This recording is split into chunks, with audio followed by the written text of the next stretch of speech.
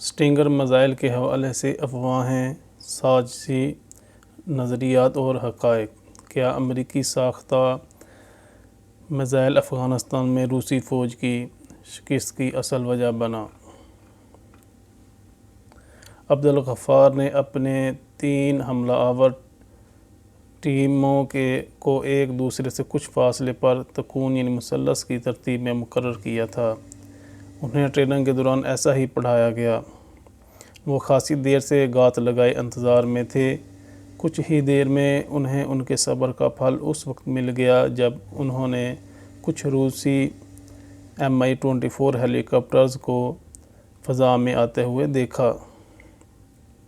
عبدالغفار کی ٹیم میں شامل لوگوں میں سے ایک نے ہیلی کاپٹر پر نشانہ باندھ کر ٹریگر دبا دیا، لیکن اس وقت ان کے اوسان خطا ہو گئے جب میزائل ہیلی کاپٹر سے ٹکرانے کی بجائے صرف 300 میٹر دور ہی زمین پر جا گرا۔ مجاہدین کو تربیت دینے والے پاکستانی ریٹائرڈ کرنل محمود احمد غازی کے مطابق اگرچہ کارروائی میں ناکامی کا سامنا کرنا پڑا، لیکن اس میزائل کے داغے جانے کی بازگشت نہ صرف افغانستان کی فوجی چھاؤنیوں بلکہ پوری دنیا میں سنی گئی۔ افغانستان کے جنگ زدہ علاقے کے اندر سوویت فضائیہ کے خلاف یہ اسٹنگر میزائل کا پہلا استعمال تھا، جس کے بعد جلال آباد اور کابل کے علاقوں میں روسی اور افغان فضائی آمد و رفت معطل کر دی گئی۔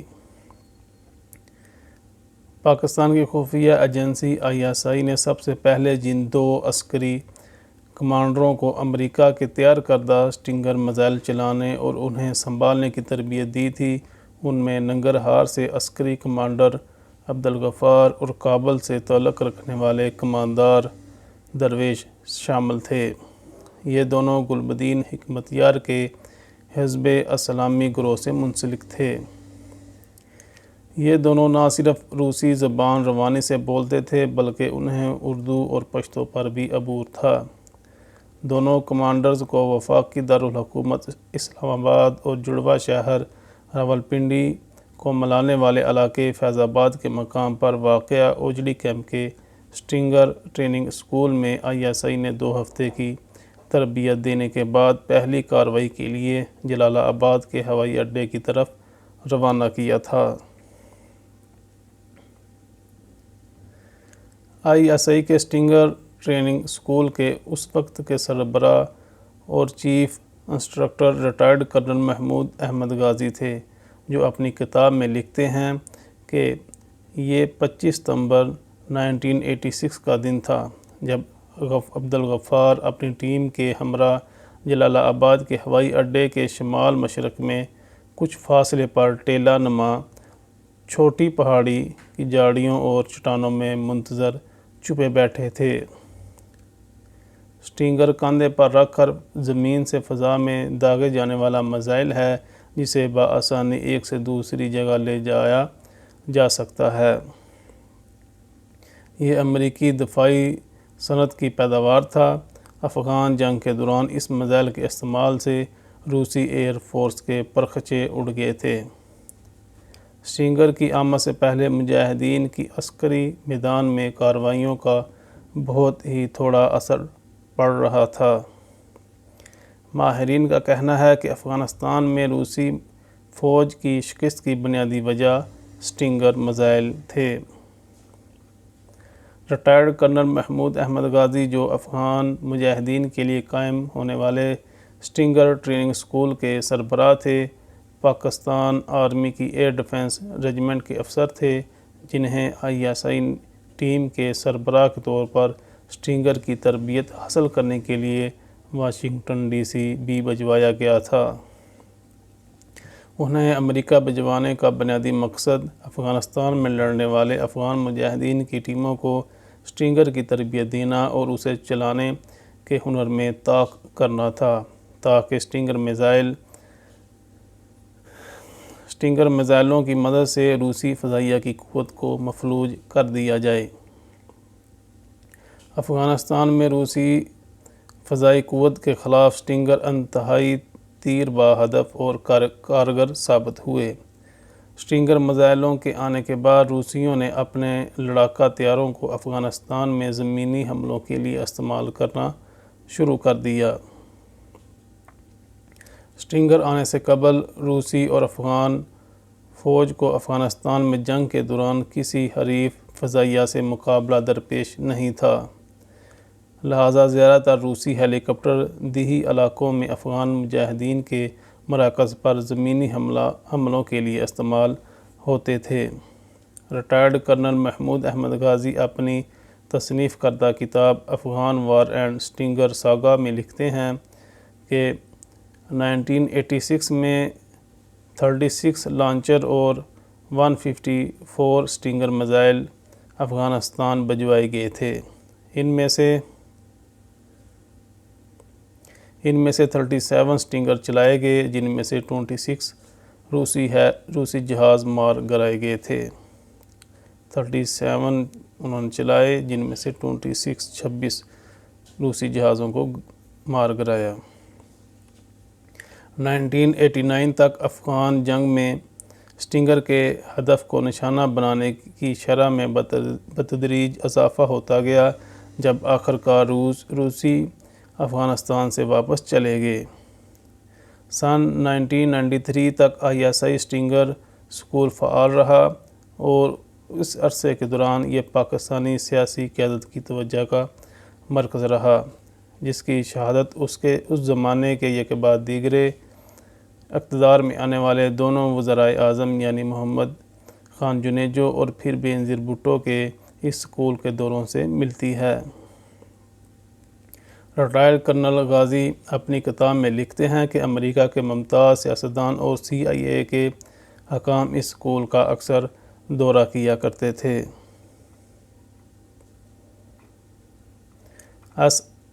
ISI کے افغان ڈیسک کے retired lieutenant colonel Mahmood Ahmed Ghazi Faizabad میں اوجڑی کیمپ میں اپنے ساتھی افسر کے دفتر میں داخل ہوئے تو انہوں نے اپنے ساتھی کو پریشانی اور اضطراب کی حالت میں کسی کو فیلڈ فون پر کال ملاتے پایا۔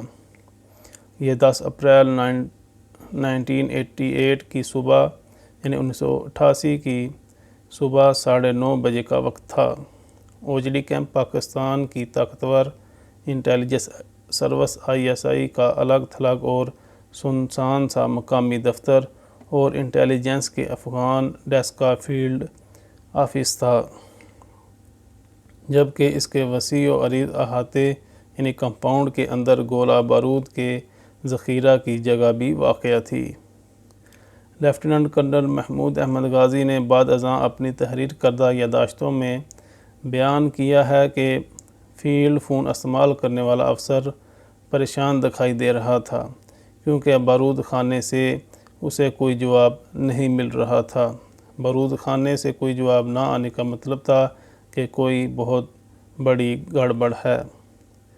کرنل محمود احمد غازی نے لکھا ہے کہ اس فیلڈ فون استعمال کرنے والے افسر نے مجھے بتایا کہ جہاں گولہ بارود ذخیرہ کیا جاتا ہے اس طرف سے زوردار دھماکے کی آواز سنی ہے۔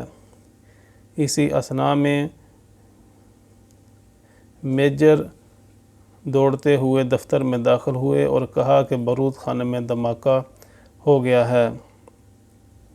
افغان ڈیسک کے سربراہ بریگیڈیئر افضل جنجوعہ اور کرنل امام افغان مجاہدین کے لیجنڈری ٹرینر سمیت دفتر میں موجود تمام افسران فوری طور پر بارود خانے کی طرف دوڑ پڑے۔ کرنل غازی اپنی کتاب افغان جنگ اور اسٹرنگر کی داستان میں لکھتے ہیں کہ جب ہم بارود خانے کے مقام پر پہنچے، جو افغان ڈیسک کے دفتر سے صرف 200 میٹر کے فاصلے پر تھا، تو ہم نے دیکھا کہ کچھ افسر اور سپاہی اوجڑی کیمپ کے احاطے سے بارود سے لدے ٹرک نکالنے کی کوشش میں مصروف تھے۔ یہ کارروائی انہوں نے اس احساس کے بعد شروع کی تھی کہ کسی بھی لمحے اس سے بڑا دھماکہ ہو جائے گا۔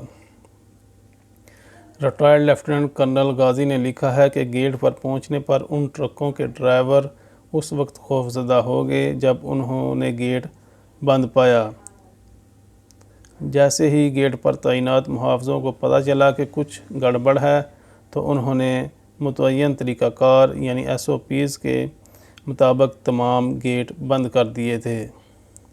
ایک اور افسر میجر رفاقت بارود سے بھرے ان ٹرکوں میں سے 10 کو ایک محفوظ مقام تک پہنچانے میں کامیاب ہو گئے۔ کرنل غازی نے لکھا ہے کہ بارود خانے کے مقام پر پہنچنے پر ایک خوفناک منظر نے ہمارا استقبال کیا۔ بارود خانہ جو چھت تک اسلحہ سے بھرا پڑا تھا آگ کی لپیٹ میں تھا۔ بارود خانے میں کوئی شخص موجود نہیں تھا۔ بظاہر کوئی بھی آگ بجھانے کی کوشش نہیں کر رہا تھا۔ ایسا محسوس ہوتا تھا کہ بارود خانے میں جو موجود تھے انہوں نے غلط ترجیحات اپنا لی اور پہلے آگ پر قابو پانے کی بجائے وہ فرسٹ ایڈ اور زخمی افراد کی منتقلی میں مصروف ہو گئے۔ یہ نہ تجربہ کاری اور تربیت کے فقدان کی یقینی علامت تھی۔ یہ کرنل غازی صاحب نے اپنی کتاب میں لکھا ہے۔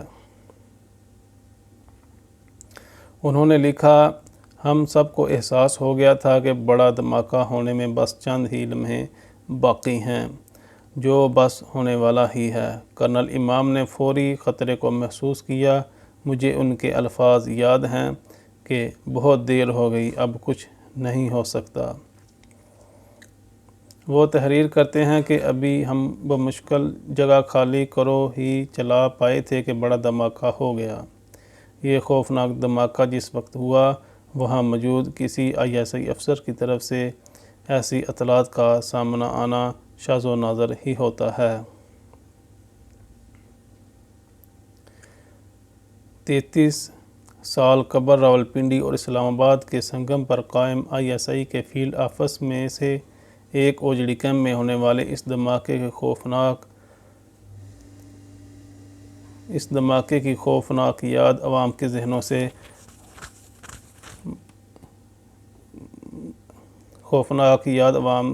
ذہنوں سے نکل نہیں سکی، جس کے نتیجے میں راکٹ، میزائل اور کئی دوسری طرح کا گولہ بارود بارش کی طرح رہائشی اور تجارتی علاقوں پر برس رہا تھا۔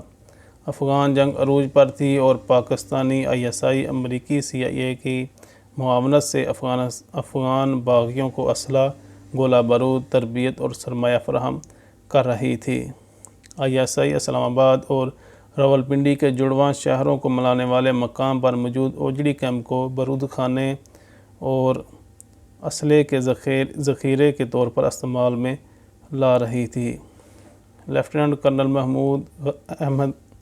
محمود احمد غازی کی یادداشتوں سے یہ پتہ چلتا ہے کہ شہر کے قلب میں یہ بارود خانہ بنانے کا خیال اس وقت کے ISI کے director general lieutenant general Akhtar Abdur Rahman کا تھا۔ کرنل غازی کے مطابق جنرل اختر عبدالرحمان نے ISI کے اندر یہ تاثر پیدا کرنے کی کوشش کی کہ اوجڑی کیمپ میں دھماکہ